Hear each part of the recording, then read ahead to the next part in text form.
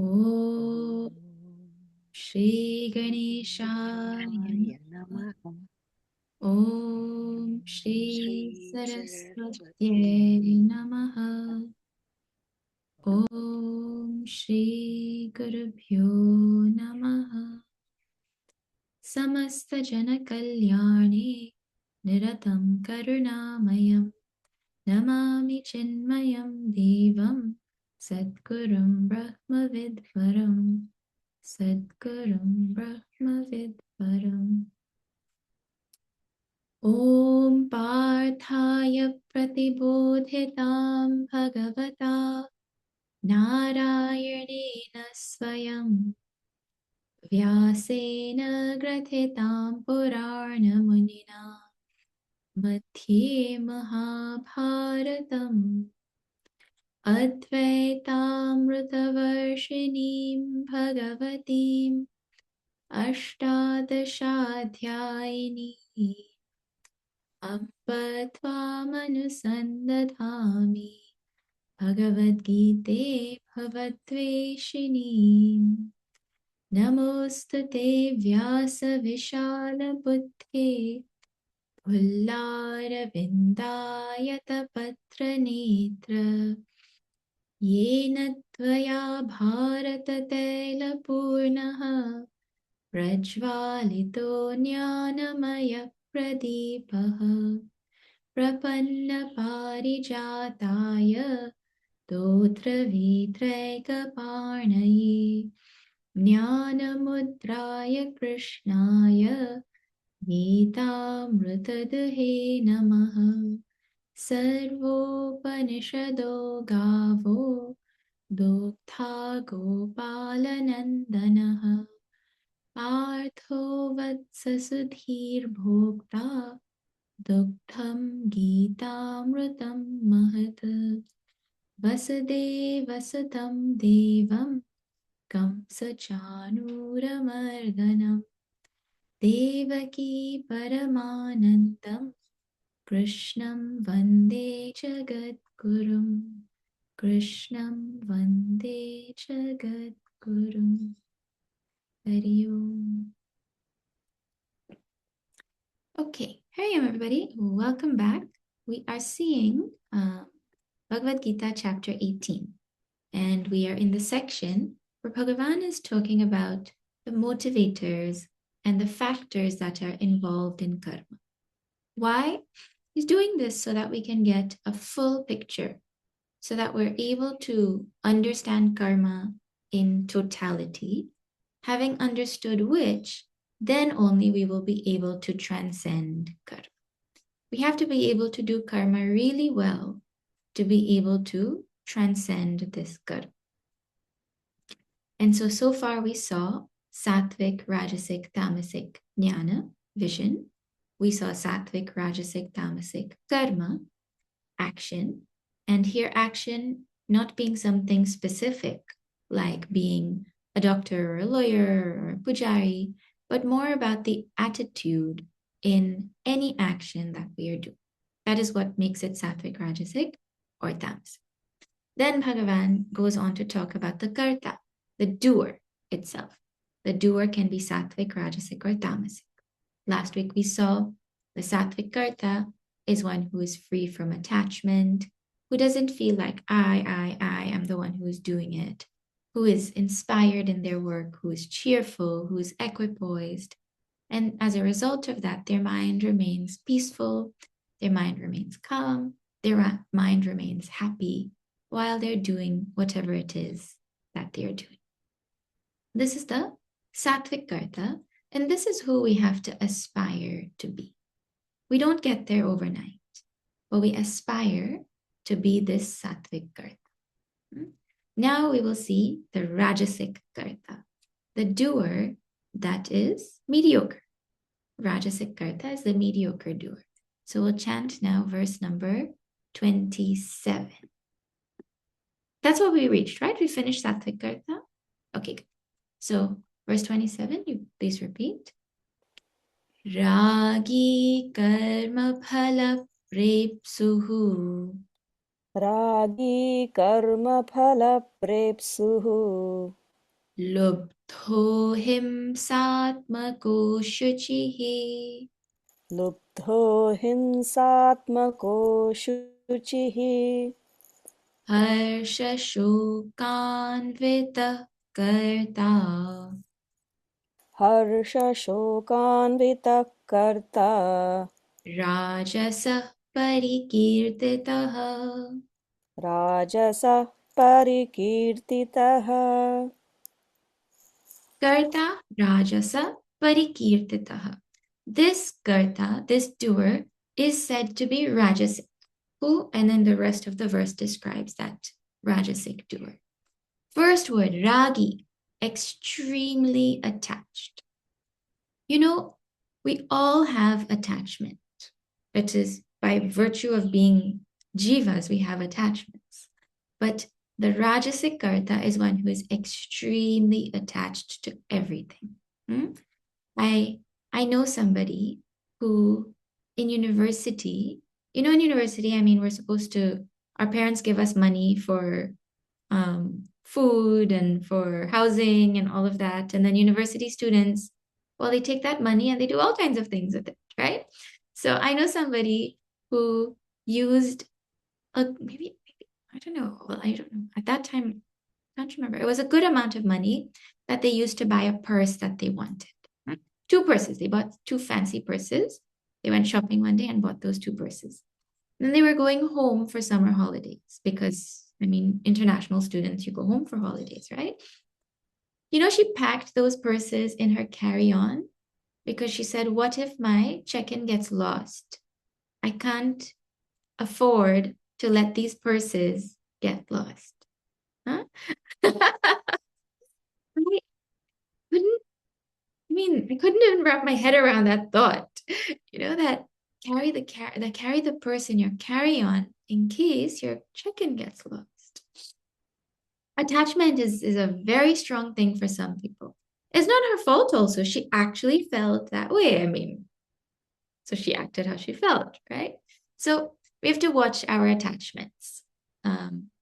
When we're extremely attached, then the next thing that results is, and we've talked about attachment so many times in this class so far, right? But the thing that happens next is karma phala prepsuru. The person becomes desirous for the results.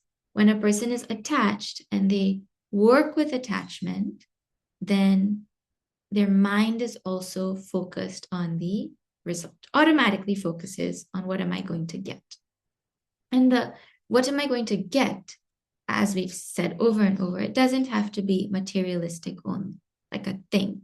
It could be name, fame, power, etc., right? It means that a Rajasic Karta won't do something unless they know what they're going to get. They're thinking about the result, and that is driving the fact that they will do the action. Not thinking it is my duty and I should do it, but thinking, what am I going to get? And a Rajasic Karta will bring this bhava even to seva. What will I get by doing this seva?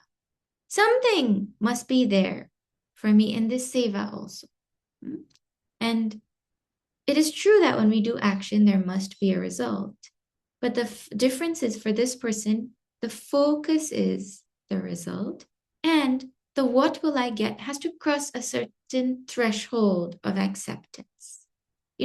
Like if a person is coming to do seva at the ashram and they're a Rajasic Karta and they have the option to come and vacuum the or sweep the area alone when nobody is there, right? Quietly come, do it and go. Nobody will know you came. Nobody will know you went. Or to choose something where there will be people and everyone will know the kind of seva that I did and my name will be called. Who calls anybody when when you run a program at the end of the program, whoever says, thank you to this person for coming and vacuuming the hall. Nobody recognizes that, but they will recognize if you did the decorations, Let me do the decorations, my name will be called. It's not necessarily an active thought, but the mind is driven by the thought of the result that it's going to get as a result of as as a result of doing the action. And I mean, there's some people who, like, even in this field, people will say, no, I will not do satsang unless I have a certain size of audience, unless there are at least 50 people or at least 200 people or at least whatever people call different numbers, right? So the thought is not let who comes come and benefit. The thought is not let there be more people so more people can benefit. The thought is, I want to be giving talks to at least this many people. You see there's a difference between the two. Like that. The sentiment is, my mind is on what am I going to get, the result that I'm going to get as a result of doing the action. So they act desirous of results. Then lubdha, greedy. The person is greedy. And greed is something that we've talked about since we were kids. I mean, don't be greedy, don't be greedy. They say, don't take too many sweets and don't take, we talk about greed from a very, very young age. But just talking about it is not enough, because when desire is there, automatically greed will come. How? When a desire is fulfilled, desire is an energy. An energy cannot be created or destroyed. So that energy, which is desire, when it is fulfilled, it metamorphosizes into greed. And as a result, I want more. And I mean, you'll see, who has ever eaten one fry and said enough? I mean, it's called fries. It's not called fry, right? So you cannot, when a desire is fulfilled, it necessarily turns into greed. And when a person's focus is on fulfilling desires, then naturally greed is going to be a byproduct. So now this greed is actually of two types also. One is I want more of what I have. That's the normal greed that we talk about. But there's another greed where I have my eye on other people's wealth, and that is what I want. And this is exemplified in Shakuni Mama and Duryodhana in Mahabharata. They didn't just want more land, more money. They wanted the Pandavas' wealth. They wanted the Pandavas' land. So there's a difference. Wanting more versus wanting what this other person specifically has. There's a difference between the two. Both of them will fall under greed. So a Rajasic Karta puts in effort, keeps trying till they get what they want. So they do get what they want. And when that desire is fulfilled, then it becomes greed. They're not doing work out of thought of it's my duty. They're doing out of, I want this result, I want this result. So they don't even, the focus is not the action at any time when they're working, but there's greed for more and more and more. Okay. When greed comes with attachment, I am attached, which is another quality of a Rajasic person, right? So there's attachment and then there's greed. The result of that is miserliness. I have a lot, but I don't want to give. Bhagavan Adi Shankaracharya says that this Rajasic Karta will go to even a Tirtha Sthana and not want to give. In auspicious places, we're encouraged to give because that dana, the act of giving selflessly, is tied now to a place, so we have an opportunity to remember to give. Even there also, they don't want to give because greed and attachment come with miserliness. So this person is lubdha. This person is greedy. A Rajasic Karta is greedy. If I got a little bit of, and you'll see this even in social media today. A person puts out a video and they get 100 likes for it. The next time they put up a video, they don't want 100 likes. How many likes do they want now? Oh, my video only got 100 likes today. But hello, it only got 100 likes last week. Nobody should get more this time, right? That feeling is there that people should have more followers, more likes, more.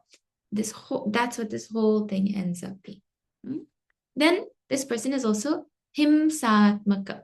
Himsatmaka is violent. A rajasic person is violent. Violent in the sense of ready to cause harm to another person. See, when a person is thinking about what they're going to get and their whole focus is on fulfilling their desires, they're not considering other people's feelings. Naturally, when there's greed, I'm going to think about what I want, right? And in the world that we live in, there's a limited amount of wealth. So the principle is, and not many people think about this, when I am pursuing wealth, really what is happening is I am taking that wealth out of somebody else's pocket for it to be in my pocket. Where else will wealth come from? Or from the environment. And then the environment has to pay. I'm taking from somebody or something for the wealth, right? So there's himsa, a lot of himsa. There's a lot of destruction, a lot of pain involved when desires are being fulfilled. You give thought to that, right? When a person is focused on fulfilling their desires, so much destruction happens in that. Then ashuchi. A rajasic person is ashuchi. Ashuchi means impure. Impure meaning, well, one meaning will be having impure intentions, having a vested interest behind my actions, which I don't make other people aware of. Everyone here will be very familiar with what I'm talking about. People manipulate their presentations and their pitches to be able to get a positive response from the person they're pitching to, right? The pharma industry is the one that funds the medical industry, right? This is not new news to anybody. They're doing it out of goodness of heart. They're doing it so that we can have better healthcare.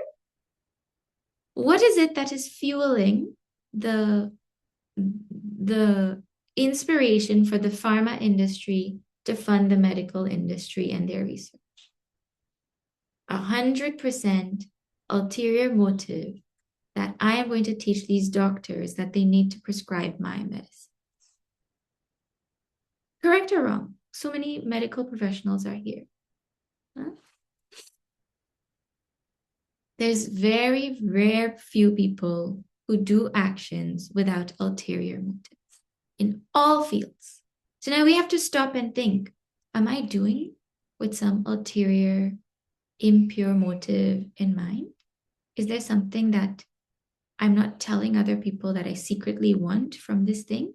I'm pretending that I'm doing it out of goodness of heart. Like I have to sit and look and analyze. Do I fall in the, how do I fall in this category?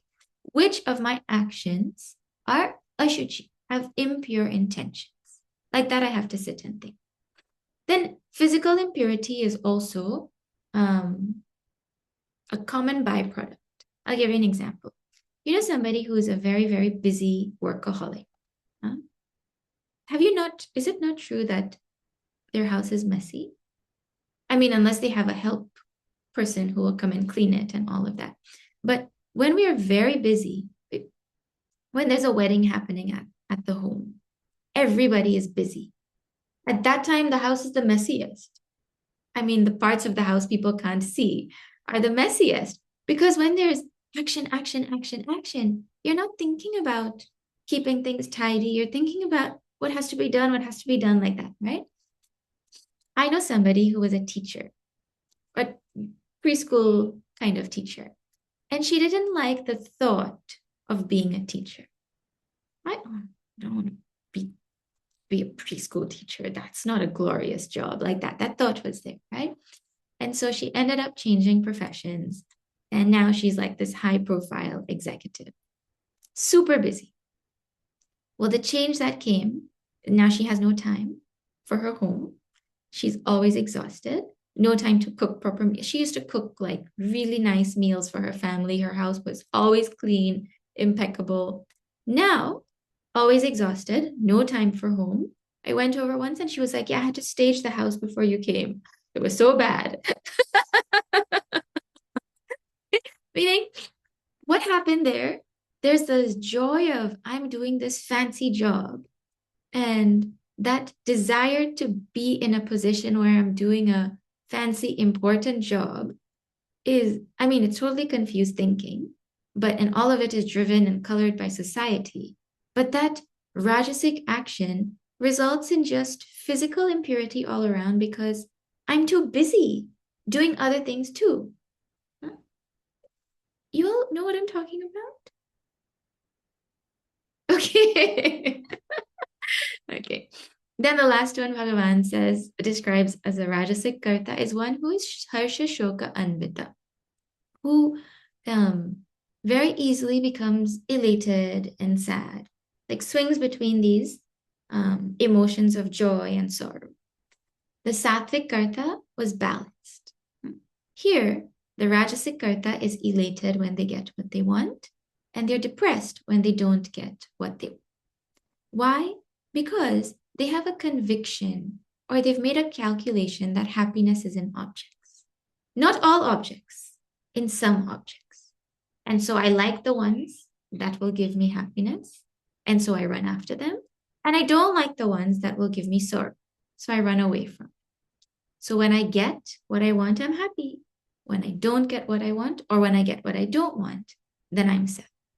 All of this elation and depression that comes is connected to me running after things or running away from things with desire in my mind, with the feeling that happiness is in them, with the feeling of wanting to get something from it. So the Rajasic Kartas, all their qualities circle around desire, fulfillment of desire, focus on the result. Everything else stems from that main thing of what am I going to get as a result of this desire being fulfilled. That whole focus is on fulfilling desires. That is the Rajasic Karta. And most of us operate in this world with our attention on what am I going to get as a result of this action. You ask a little child, why are you going to school? So I can make money. I can become a millionaire. That's literally their answer, right? Why am I going to school? So I can graduate, so I can get a job, and that job will give me money, and that money will allow me to say, I'm a millionaire now. What about learning? What about contributing? What about all those things? From a young age, we're taught to think about the results that we're going to get from our actions. A lot of our actions have it. We have to sit, stop, pause, and analyze. So this is Rajasic Karta. Okay, next comes Tamasic Karta. So now let us see what the Tamasic Karta is like. Verse number 28. Ayukta prakritastabdhaha अयुक्तः प्राकृतस्तब्धः Chatho naishkritikolasah शठो नैष्कृतिको लसः Vishadi dirghasutri cha विषादी दीर्घसूत्री च Karta tamasa uchyate. कर्ता तामस उच्यते. Karta tamasa uchyate. This karta is said to be tamasic. Who? Who is one? Ayukta. Ayukta means not integrated, not united. What does that mean? That means the mind is not united or integrated with the intellect. Means the mind is not under the control of the intellect. As a result, the mind gets carried away by the senses against the wishes of the intellect. A mind gets ayukta, a tamasic karta, is one who gets carried away by the fancies of the mind, goes along with the extroverted senses. An extrovert, right? A tamasic karta will be like an extrovert. The intellect says sit and do meditation or do japa or even come and do exercise and take care of this body. And the mind says, no, have a break, have a Kit Kat. And then the ayukta person's like, okay, sure. And then there you go, exercise gone and Kit Kat is in. And then because the personality is going in different directions, we're not present, we're not aware, we're not able to perform the action harmoniously. Another example would be like, people who text and walk, they're on their phone and they're crossing the road. Oh my God, it is very scary to drive around such people because they don't follow traffic rules. They're so engrossed in their phone that they don't know when the lights change and this and that, right? And then, okay, fine, leave if you're not walking outside on the road. You're like, I'm not that stupid. But people text and walk in their rooms also and in their homes, and then you bang into things. Why? Because your attention is on one thing and you're doing something else. Or when people are texting and eating. Have you seen people text and eat also? Next gen also, they can text while talking to you. Their phone is in their hand. They're having a conversation with their friend. Their thumbs are moving, and they're having a full conversation with you about something.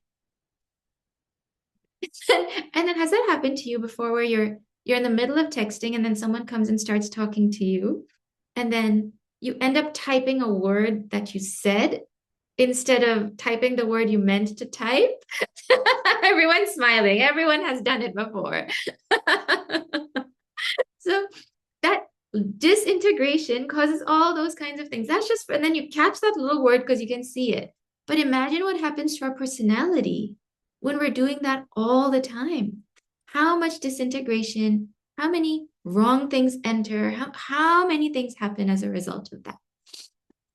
The other meaning for ayukta is somebody who is unpredictable. Because their personality is not united, anything can happen in that person's personality. Ayukta, an example of unpredictable will be in Kishkinda Khan, Bhagavan Ram is sitting on the mountain and he's watching. Well, he has nothing to do, nowhere to go. He's waiting for the rainy season to finish. And he is seeing all these things in nature, and they're reminding him about principles in this universe. And so one of them is he sees the lightning flash in the sky. And he tells Lakshmana, look at this lightning flashing in the sky. It is like the friendship or love of a wicked person.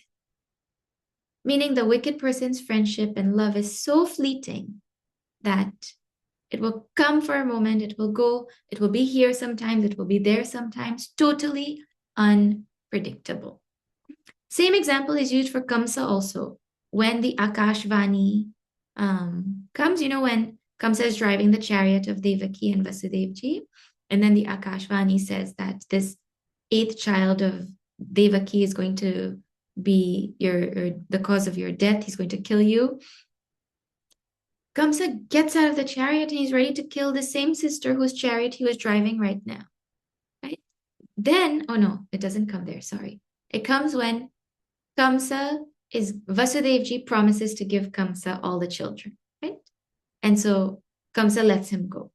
Vasudevji goes with the first child. This is in Bhagavatam, it's presented like this. Vasudevji goes with the first child, and Kamsa says, oh, something happens to his heart. And he's like, no, but this first child is not the one who's going to kill me. You can have this child back. And he sends Vasudevji back with the baby. And Vasudevji goes back to Devaki, and Devaki is shocked beyond words that this baby has come back. They're not in the dungeon right now. They're not in the jail, right? And Vasudevji gives this example. At that time, this example is given that the goodness of a wicked person is like the flash of lightning. So don't get too excited for too long. And then what happens? A few moments later, only his mind is twisted and he comes and he takes the baby, isn't it? So this fickleness of mind, this lack of integration of personality, this unpredictability of who I am and what I do, that is a tamasic quality. That is the quality of a tamasic karta. I have that. I just have to see where it is so I can remove it. Prakrita. The next quality is prakrita. Prakrita means a karta who is uncultured. So they act in an uncultured way. Prakrita versus Sanskrita versus someone who is refined. You know, someone who is uncultured doesn't act according to culture. They don't act thoughtfully. They act impulsive. They're unaware of what is appropriate. You know, some people come to the ashram, any ashram, anywhere, and they go to the kitchen or they go to the office and they start to demand things, right? Oh, you know, I don't like the pillow that's in my room. I can't sleep with this kind of pillow. Oh, you know, I can't eat so many carbs. Can you make something else? Oh, I can't. Like, on and on and on, people come totally oblivious of the fact that this is an ashram. It's not a hotel. I mean, even in hotels, people will go for a vacation and they'll go to the reception and they'll start demanding things. And I feel so bad for those receptionists. Not their fault, but they're the ones who get all the shouting. Anyways, if a child does something like that, you understand, okay, they're a child, they're still being trained. You don't say anything, you don't judge them. But an adult, well, there also you can't say anything. Both ways you're stuck. Cultured, uncultured. They act without culture. Now, the definition of someone who's cultured in Western civilization is very different from the definition of somebody who's cultured according to Shastra. Cultured in Western civilization means you have a drink with your colleagues and you don't put your glass down without taking a sip, and you eat with the right fork, the right thing with the right fork. And you know what I'm talking about? When they talk about culture, they're talking about something different than we are talking about. When Shastra talks about culture, they're talking culturization.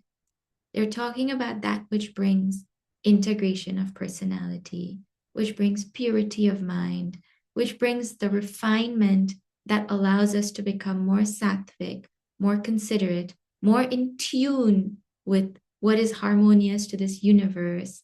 All of those things.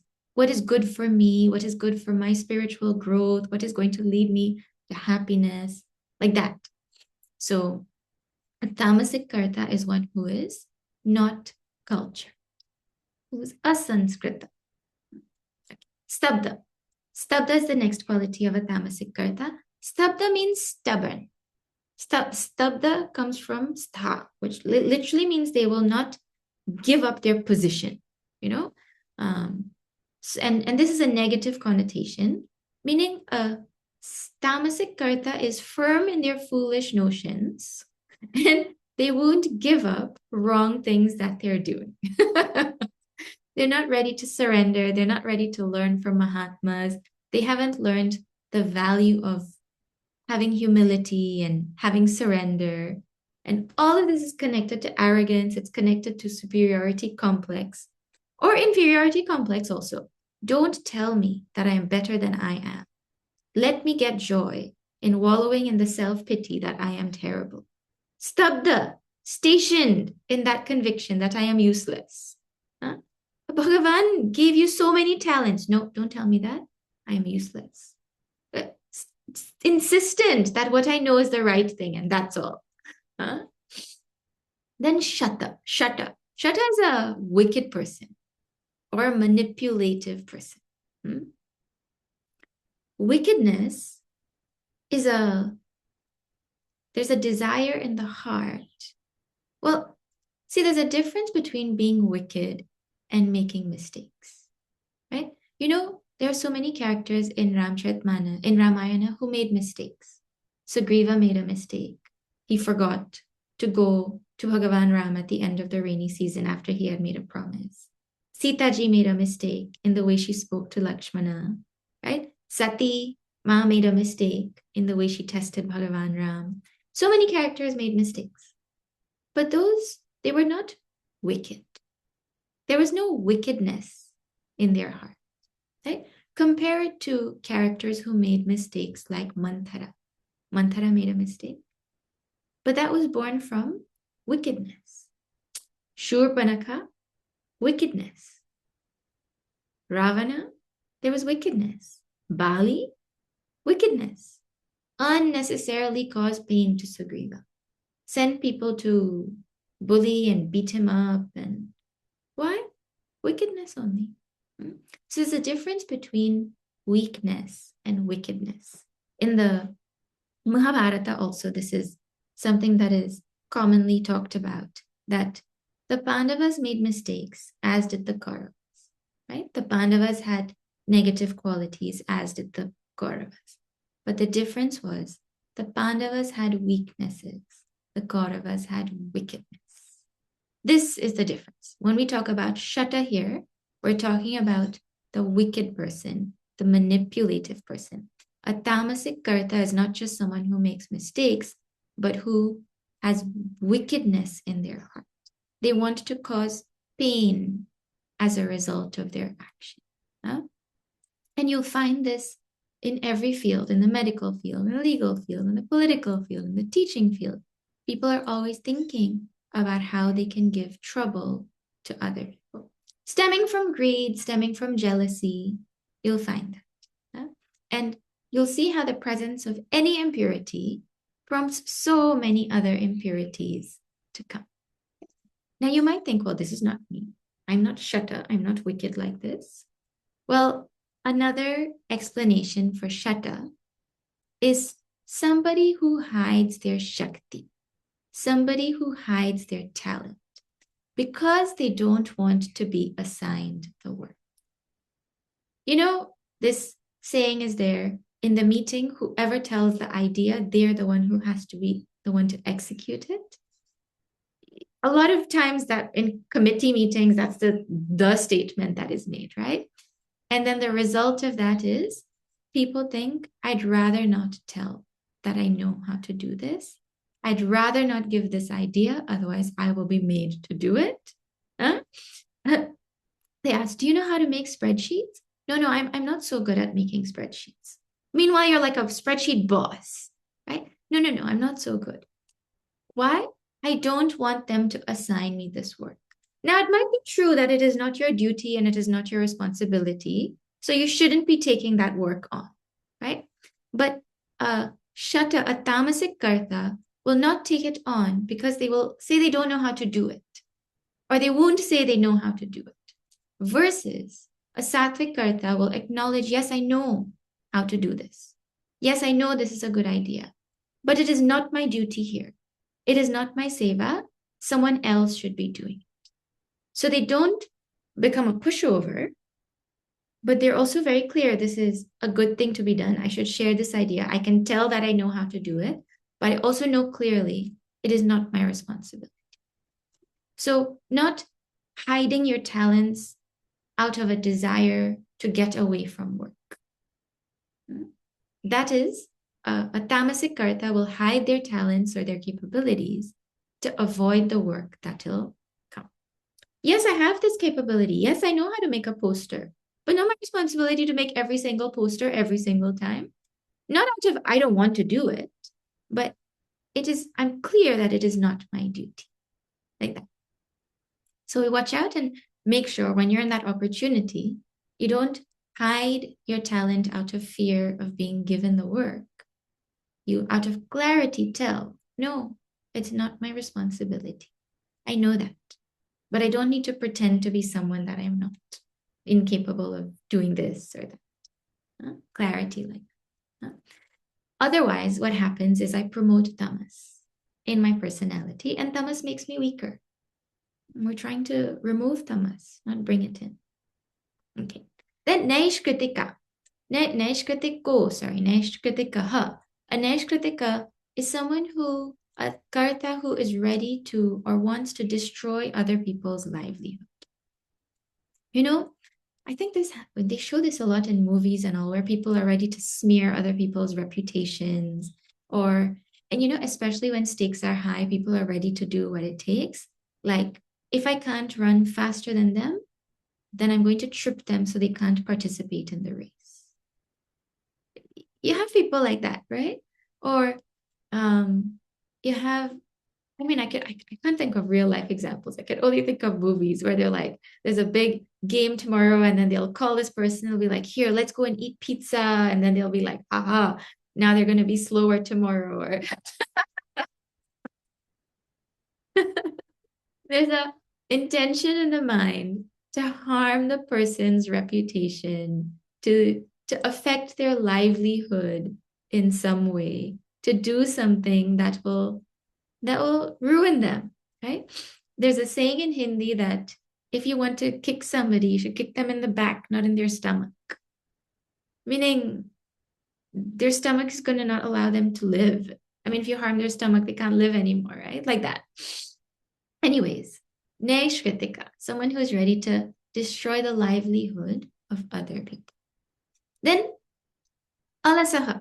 Alasaha is a lazy person. Lazy, I mean, everyone knows this. No motivation, no inspiration, right? Um, not wanting to do anything. I I had gone for a camp to somewhere in the States once, and one chick was assigned to drive me to the camp from the house where I was staying to the camp. And so after a few days, she was like, "Oh, I have a song I want to play for you." She was very happy to share this song with me that she really liked.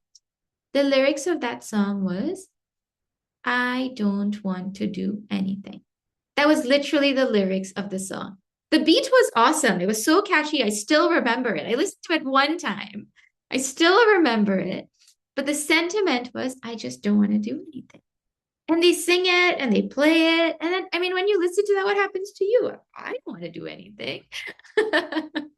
We have that feeling. I just don't want to do anything. Oh, do I have to get out of bed right now? You know, back in the day when our alarms couldn't be snoozed, that was the best because alarm would ring and you know if you don't get up, that's it, you're not getting up, right? It was a one shot. There was I think the alarm that I had like a one snooze option where you could click it and then it'll snooze maybe for 5 minutes or something and then it will ring again. And after that, that's it. Because you can't move that dial to like, okay, I want to sleep for 3 more minutes. You can't move the dial by 3 minutes. And when you set the alarm, it's also not to the second. I want to wake up at 4:53. No, you set it around that time, and whenever it rings, and you just wake up. Nowadays, we have precision alarm waking systems. Huh? But the problem with those alarms is that there's precision snooze also. When precision snooze comes, well, you know your phone, you can choose the setting of your phone so that it can snooze after 3 minutes or after 5 minutes or after 7 minutes. You can set everything. And as a result of all of that technology, we just don't wake up. Right? So that smartness has made us more lazy only. Laziness, we're very aware of laziness. Huh? Waste of life only. Laziness leads to waste of life. Huh? Then Vishadi. Vishadi is somebody who is depressed.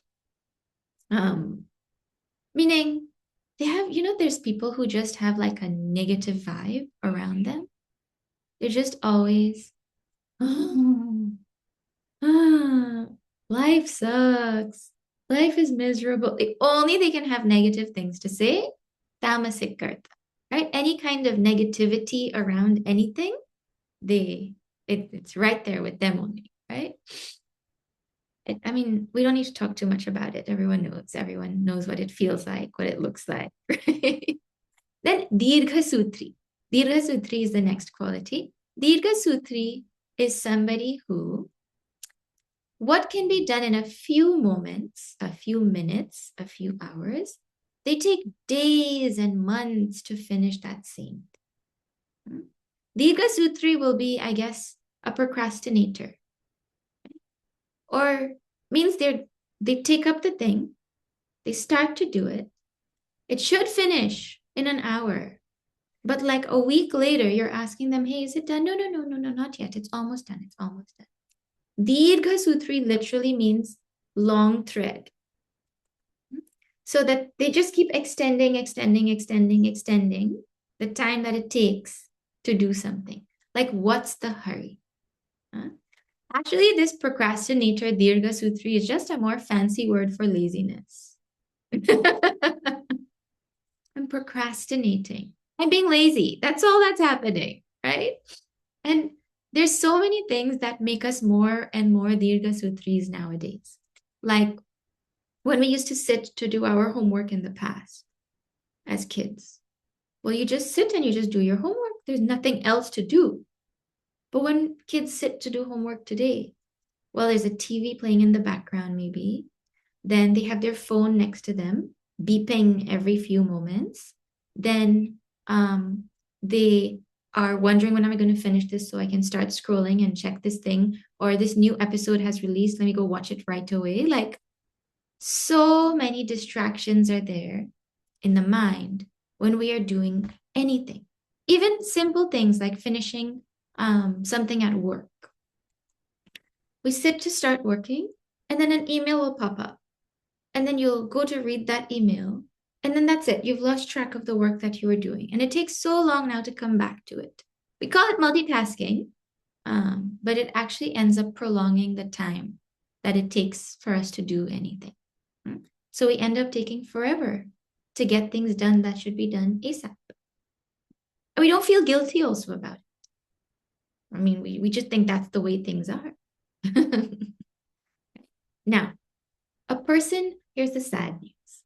A person does not have to have all of these qualities to be considered a tamasic karta. One is enough. For sattvic karta, in sattva, in the department of sattvic jnana, sattvic karma, sattvic karta, you have to have all to say you're a sattvic karta. For tamasic karta, one is enough. Well, that's not fair, Bhagavan. How are you doing that? Oh, see, for a cloth to be considered clean, how many spots are allowed for you to say this is clean? One spot? Just one spot. Call it clean, no? One spot still makes it not clean. Now, for a cloth to be considered unclean, how many spots need to be there? All? Well, one is enough. So the standard for sattva is very high, and the standard for tamas is very low. But we are already in the midst of tamas and rajas. So the whole effort is for us to move to sattva. Actually, it's not true. We also have sattvic qualities, right?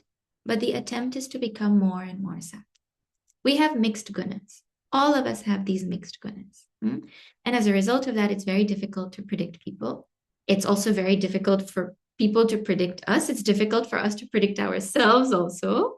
And we should all be moving in the direction of sattva, because it is only through sattva that we finally transcend the gunas and their limitations. Remember, all of this that we're doing is to analyze ourselves, never to analyze other people.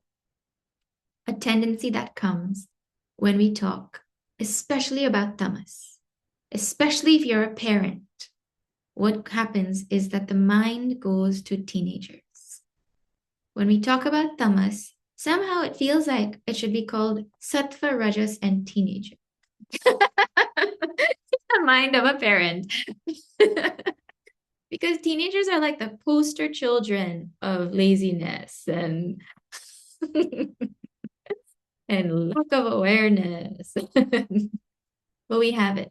All of us have it. We just have to, the more sattva we get, the more aware we will become of our rajas and our tamas also. So that is sattvic, rajasic, tamasic, karta. Okay, now let us chant the next verse. Something really wonderful is coming up. Let's start it. This is verse 29. बुद्धेर्भेदं धृतेश्चैव बुद्धेर्भेदं धृतेश्चैव गुणतस्त्रिविधं शृणु गुणतस्त्रिविधं शृणु प्रोच्यमानमशेषेण प्रोच्यमानमशेषेण पृथक्त्वेन धनञ्जय. पृथक्त्वेन Dhananjay Dhananjaya, O Arjuna, Shrinu, listen. Listen to what? Buddhehe dhritehe cha eva gunata trividam bheda. Now listen to the threefold difference based on gunas of buddhi and dhriti. So listen to the difference of buddhi and dhriti. I'm going to tell. Procyamanam asheshena pritaktven. It is going to be told completely and separately. Meaning, all of this to say, I am now going to tell you about sattvic, rajasic, tamasic buddhi and sattvic, rajasic, tamasic dhriti. Bhagavan is now going to tell us about SRT, buddhi, and dhriti. Shinu. Shinu, pay attention, but Arjuna must already be paying attention, right? Then Shrinu for us also, we're also paying attention. I mean, we're voluntarily here. We're all paying attention. But you know, sometimes when you want to tell somebody something exciting, you're like, hey, listen, right? Like Bhagavan's excited to tell us this now. I mean, you could take it like that. Or listen attentively. It's important. Huh? But listen, he's going to tell us something really cool. He's going to tell us about sattvic, rajasic, tamasic, buddhi, and dhriti. But now, first of all, what is buddhi? Buddhi is translated as intellect, right? Buddhi means I have an intellect. That intellect is the thing that distinguishes me from an animal. It is my rationalizing, calculating, planning faculty, my knowing faculty. And buddhi comes from buddh, which means to know, right? So buddhi is that faculty because of which I know. Huh? When you know people say use your buddhi, have you ever been told that use your buddhi? Use your buddhi means bring your attention here or understand this properly, like that, right? Apply your knowledge, apply yourself, like that. He's saying buddhi is of three types. Then dhriti. What is dhriti? Dhriti is the capacity to hold on to something. Have you ever had your hair stuck in the fist of a child, a little baby? That child, they don't feel like they are a tiny baby at that time. There's so much power in their grip that you're sure your hair is coming out that time. Riti, the capacity to hold on and not let go. Huh? My cousin reminded me of a story with me. I would have been maybe 7 or 8 years old, and we had gone to Bharat to visit my nani and nana. And my mom and all her sisters had come. And so there's a whole set of us, like a set of us cousins and all masis and nani, nana, everyone together. And we were going out for some dinner or something. And so everyone has gotten ready and dressed up and is ready to go out. Well, I decided that I want to wear a new shoe that I had just bought. And my mom decided that I could not wear it. And so my cousin tells me with horror still, she explained this, she told me, reminded me this story about how my mom and I had a fight about whether I can wear the shoes or not. And I was insisting that I'm going to wear the shoes, and my mom was insisting that I was not going to wear the shoes. And all my mom's sisters are telling her, leave the child, let her wear it. What's the big deal? And my mom is telling them, don't get involved. She's not going to wear it. And apparently this fight lasted for a good 10-15 minutes. And I didn't want to let go of my position, and my mom didn't want to let go of her position. Well, guess which shoes I wore? Not the ones I wanted.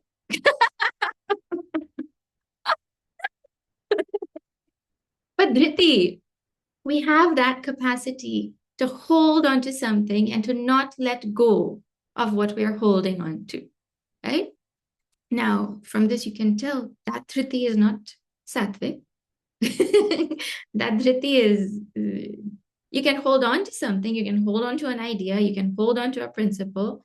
It doesn't have to be good, but we have that capacity to hold on to stuff. Now, why is this buddhi and dhriti so important? Well, we talked about jnanam. First, Bhagavan talked about jnanam. Jnanam was translated as vision. Sattvic vision is a vision of oneness. Sattvic vision is understanding that I am not this body. I am this all-pervasive reality. I am the existence that pervades this universe, like that. Okay, all of that is very nice. But when I get sick, I'm convinced I'm the body. Or forget, even when I'm not sick, I've gone to satsang and I've been told I am not the body. What does that have to do with my life now? Does that mean I don't take care of my body? I don't need to exercise anymore? Like, what does it mean to say I'm not the body? What does it look like in my life, right? In question answer sessions, in satsangs, one of the top questions is, all of this Vedantic knowledge is nice, but can you tell me something practical that I can do? Give me some practical Vedanta. The thing is, it's all very practical. We just don't know how to take that knowledge and bring it into our life. So that question of what can I do, or how can I live my life in light of this knowledge? The application of that vision, of that jnana, of that knowledge is this buddhi. Buddhi is it's the application now of all the knowledge that we have. A simple example, I know somebody who learned to play tabla when they were young. And they learned to play all the beats, whatever they're called, right? This tal and that tal and everything they can play. But when somebody is singing a bhajan, they can't play tabla to accompany them. Why? Because they have the knowledge of all the beats, but they don't have the capacity to now apply it and make it practical. They didn't learn to be able to say, I know how to play it. They learned to be able to play when people are doing kirtan and bhajan and all, right? But that application is not there. Or somebody can explain perfectly how to cook something. But when it comes to actually cooking, I watched a clip of a show where there's a set of rich people who became poor. And so now they're standing in the kitchen and trying to cook something. And the instruction, they've never held any utensil in their life, it looks like, right? And the instruction, it's a mother and a son. And the instruction says, fold in the flour or something like that. And then I can't remember it clearly, but then one is telling the other, fold it in. And they're like, but what does that mean? It means fold it in. What does it mean, fold it in? Right? What does it mean? How do you apply the knowledge that you have in life? Or a doctor who knows all the diseases, but when a patient comes, they can't diagnose what it is. Something is missing. That thing is called buddhi. Buddhi is that application of the knowledge that we have, of the vision that we have. And then dhriti. It is not enough to have a vision. It is also not enough to know how to apply it. We have to be ready to hold on to it because things take time. I really feel sorry for the next generation because they're born into a time of instant gratification. They're born into a time where give me all the information I need to know in 10 seconds or you're not worth my time. That kind of I don't have the patience to listen to something for even 5 minutes to understand it. Just tell me in 10 seconds what I need to know. That no patience, no understanding that things take time. You'll see in the Shastras over and over again, words like shanehi, slowly, punaha, punaha, again and again and again. Nityam, constantly, right? You ever seen a flower open when you're watching it? Open. Open now. You have 10 seconds to open. Otherwise, you won't make it on my feed. Things take time. You guys heard about the monkeys who got tired of getting in trouble for stealing mangoes, so they decided to plant their own mango tree? You didn't hear about those monkeys? Okay. Well, these monkeys, they decided, we're always getting in trouble. Why don't we just plant our own tree? So they went and they got a seed. I'm telling a long story in short, right? They went and they got a seed and they planted it. And then now they're all sitting around this seed and they're watching and looking at the ground. And then one monkey gets up and he turns the soil and he pulls out the seed and he's like, oh, nothing yet. And then he puts it back in. And all the other monkeys are like, what's wrong with you? You can't do that. You have to leave it. It needs time. And he's like, yeah, but we gave it 5 minutes. And then another monkey's like, no, you silly. It needs like 4 hours.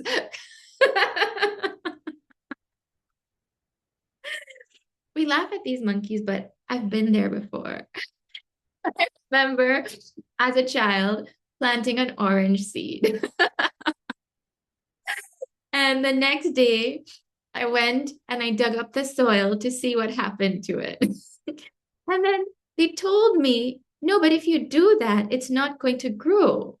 It's not going to grow so fast. And if you keep turning it, like going and pulling out the seed to see what's happening to it, it's not going to grow.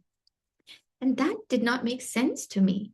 I must have, I don't know, young child I was. And I was like, but if you watch me grow, it doesn't mean I won't grow. Like I literally had that thought in my mind, like, well, why is it that if I want to see it grow, I can't? It won't grow. Dhriti. Things, we need dhriti, we need patience, we need fortitude because all things take time. When we do japa, it takes time for our mind to become controlled. Someone told us Swamiji once, Swamiji, I've been doing japa for 1 year. I mean, we know you say, don't do 1 week and think it's enough, but I've been doing japa for 1 year and my mind is still not controlled. And Swamiji looked at him and said, I've been doing japa for 25 years. Like, what is 1 year in infinite lifetimes of letting the mind roam? It's not going to go away like that. How much dhriti is required for us to be able to stick to what it is we said we are going to do, to stick to our spiritual journey, to stick to our vratas, to stick to so many things. And so there's sattvic, rajasic, tamasic buddhi, meaning there's the right way of applying our knowledge. There's a confused way of applying our knowledge. And there is a opposite way of applying our knowledge. Sattvic, rajasic, tamasic buddhi. Then dhriti also. There will be a correct holding on.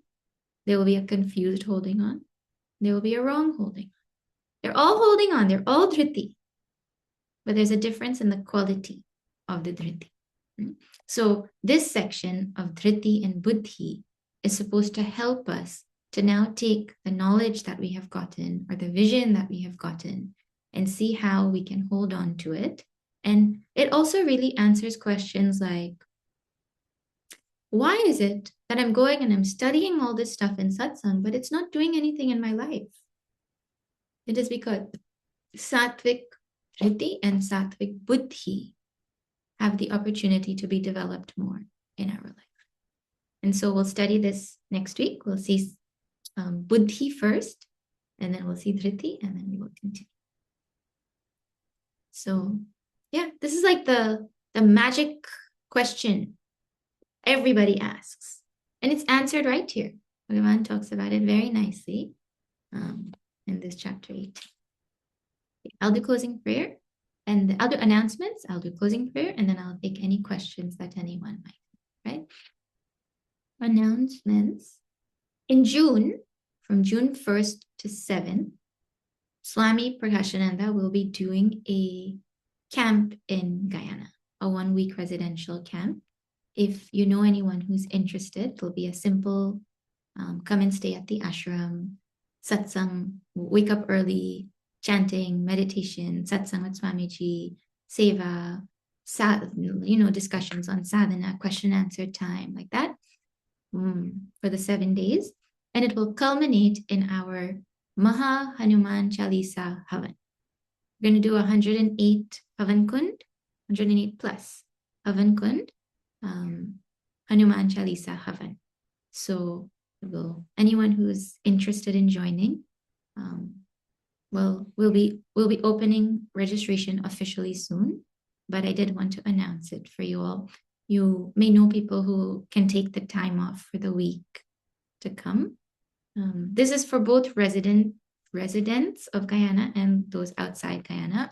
You will have to stay in the ashram for the week. The going and coming, meaning, or if you're registered, you'll have to attend for the whole thing. It's not a drop-in, come for 1 hour, 1 day kind of program. It's a full week-long course. It's going to be awesome. So please do see who you can tell about it also. Swamiji will be doing the topic of Gita and Ramayana. And so you'll get fundamentals of Bhagavad Gita, you'll get fundamentals of Ramayana, and you'll get Gurukul living for a week in beautiful Guyana. So yeah, 1st to 7th of June, that is coming up. Everything else, I'll tell next. Om Purnamada Purnamidam Purnat Purnamudachyate Purnasya Purnamadaya Purnameva Vashishyate. Om Shanti Shanti Shantihi. Harihi Om Shri Gurubhyo Namaha. Harihi Om Shri Sadgurunath Maharaj Ki Jai.